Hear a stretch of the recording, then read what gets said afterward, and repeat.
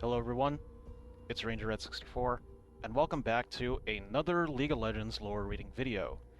Today, we will be reading the biography of Aatrox, the Darkin Blade. Once honored defenders of Shurima against the Void, Aatrox and his brethren would eventually become an even greater threat to Runeterra, and were defeated only by cunning mortal sorcery.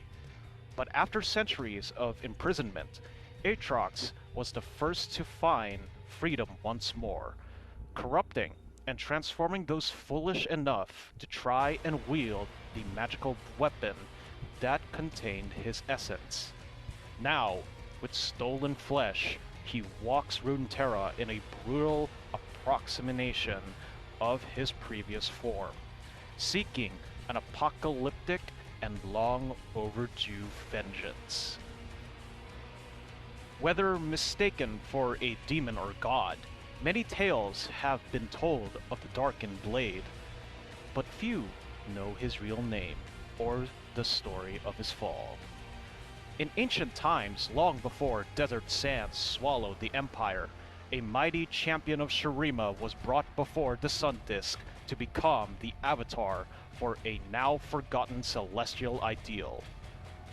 Remade as one of the Ascended, his wings were the golden light of dawn, and his armor sparkled like a constellation of hope from beyond the Great Veil.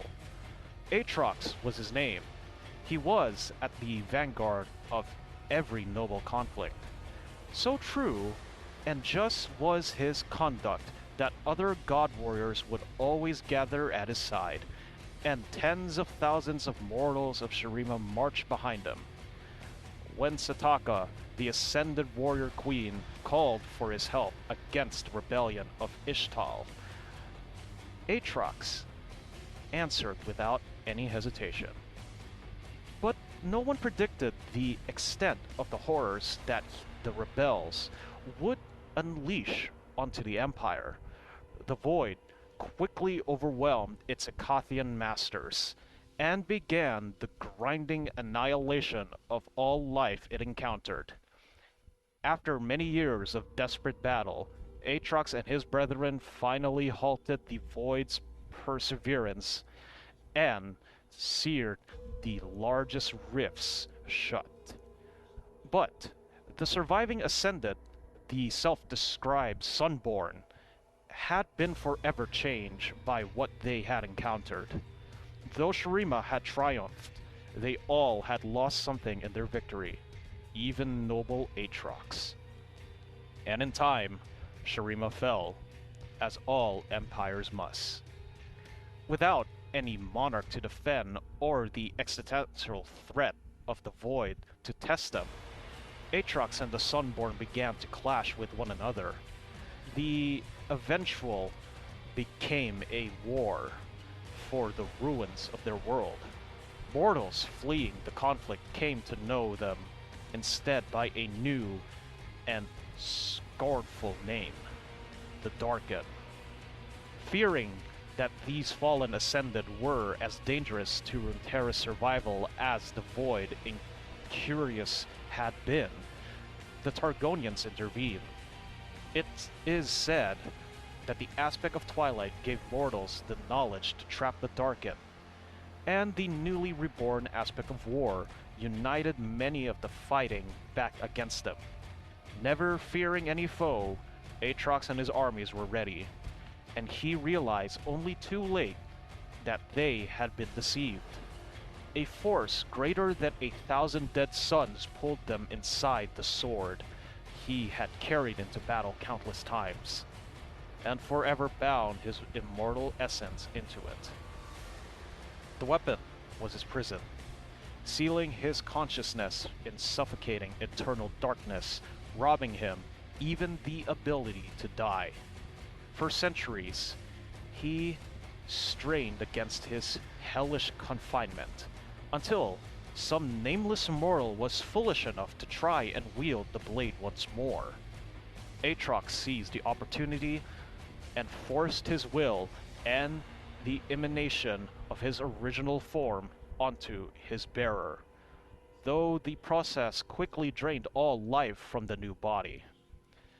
In the years that followed, Aatrox groomed many more hosts, men and women of exceptional vitality and fortitude, though his grasp of such magics had been limited in his life. He had learned to take control of a mortal in the pain of a single breath, and in battle he discovered he could feast on his victims to build himself ever larger and ever stronger. Aatrox traveled the land, searching desperately, endlessly, for a way to return to his previous ascended form. But the riddle of the blade proved unsolvable, and in time he realized he would never be free of it. The flesh he stole and crudely shaped began to feel like a mockery of his former glory, a cage only slightly larger than the sword. Despair and loathing grew in his heart. The heavenly powers that Aatrox had once embodied had been wiped from this world, and from all memory. Raging against this injustice, he arrived at a solution that could only be born of a prisoner's desperation. If he could not destroy the blade or free himself, then he would embrace oblivion instead.